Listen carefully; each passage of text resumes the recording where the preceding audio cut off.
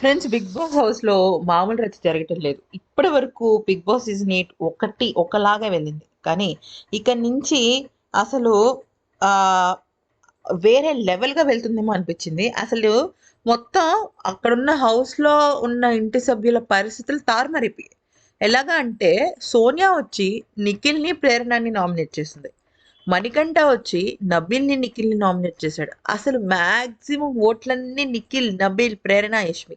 ఈ నలుగురికే పడ్డాయి. ఈవెన్ పృథ్వీకి, విష్ణుకి కూడా అసలు పడల. మ్యాటర్ ఏంటో చూద్దాం. ఇంకా ఇక మన వైల్డ్ కార్డ్స్ వాళ్ళలో ఉన్న అవినాష్, రోహిణి, తేజ, గౌతమ్‌కైతే ఒక్క ఓటు కూడా పడల.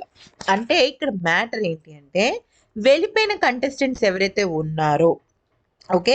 వెళ్ళిపోయిన కంటెస్టెంట్స్ ఎవరు? సోనియా, సీత, మణికంఠ, వీళ్ళందరినీ గనుక చూసినట్టయితే దాదాపుగా చాలా మంది వైల్డ్ కార్డ్ ఎంట్రీ రాకముందే వాళ్ళు ఎగ్జిట్ అయిపోయారు. ఓకే.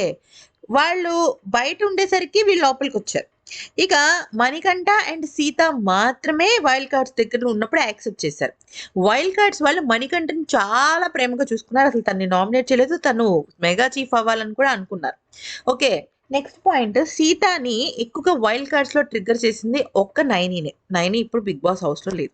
సో ఈ ఎలిమినేట్ అయిపోయిన కంటెస్టెంట్స్ అందరూ కూడా వాళ్ళ దృష్టిలో పాత విషయాల్ని దృష్టిలో పెట్టుకుని, పాత విషయాల్లో గ్రడ్జ్ పెట్టుకుని, ఇప్పుడున్న పాయింట్స్ని తీసుకొచ్చి వాళ్ళని నామినేట్ చేశారే కానీ ఏ రకంగానూ కూడా వాళ్ళు ఆ, అంటే ఇది జరిగింది, ఇది ఇలా జరిగింది అనే దానిపైన నామినేట్ చేయలేదు. అంటే వాళ్ళు రివ్యూస్ విని జరిగింది చూసి నామినేట్ చేస్తారు. సో మొత్తం 10 మంది ఉంటే ఓన్లీ నలుగురికి మాత్రమే ఓట్లు పడ్డాయి.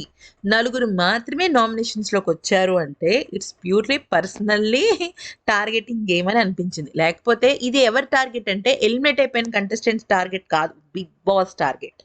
లేకపోతే ఎలిమినేట్ అయిపోయిన కంటెస్టెంట్స్కి ఖచ్చితంగా అక్కడ బిగ్ బాస్ హౌస్లో ఉన్న కంటెస్టెంట్స్ మీద చాలా ఎక్కువగా ఇష్యూస్ ఉంటాయి. ఎందుకంటే వాళ్ళ వల్ల వెళ్ళడం, వీళ్ళ వల్ల వెళ్ళడం, బిగ్ బాస్ హౌస్ నుంచి వచ్చిన తర్వాత ఆ ఎపిసోడ్ చూడి ఈ ఎపిసోడ్ చూసి తెలుస్తుంది.